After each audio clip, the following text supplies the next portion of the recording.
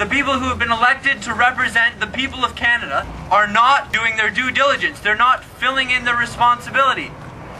I called Mr. Miller and I tried to ask him some questions about why we were prorogued and those things, and it was an interesting conversation.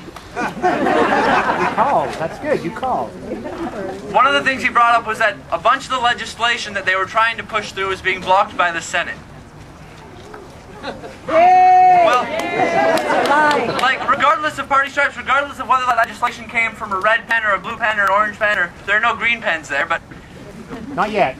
Not yet. Soon. You don't stop something just because you don't think it's working the way you want it to right now. You don't go home because you don't think that the work that you're doing That's right. is getting the results that you want. Right. I asked him about the Afghanistan Twitter inquiry, and he said that people don't care, that it wasn't an issue to the public, that it was a party. He said that it was a party issue, that those allegations weren't substantiated. And I did my best to point out that there's a difference between following through with an issue and doing your due diligence and following through with your responsibility. Regardless of those allegations, the fact that allegations were brought says, okay, someone has said there might be a problem. Let's go, let's look. Let's determine whether or not there is a problem, and if there's a problem, fix it. I don't understand the party politics. I don't understand trying to protect your power and taking things personally. Our members of parliament are elected to represent their constituents. I think it's frightening that I'm growing up and coming into a world where this can become... We're really close to this becoming routine. That's right. I believe there's a child development thing that says if you do something 3 times, it becomes a habit.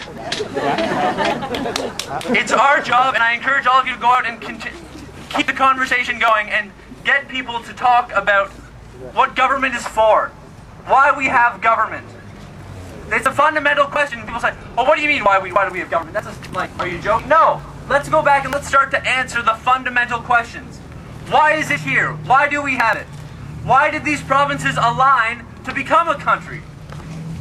To represent, and because there's strength in numbers, because there's unity and there's community. And where there is community, there's love, and there's people working and pulling together. When they're not pulling together, they're pulling apart.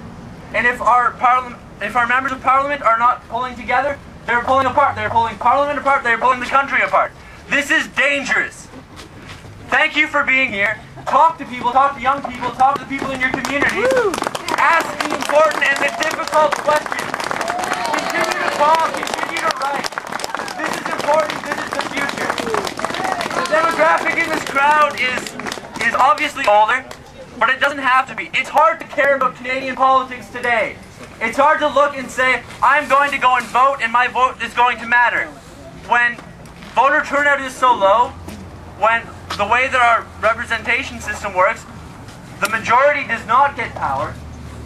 There are important questions to ask, there are important things to say. I urge you to keep asking and keep talking. It's very important. Thank you.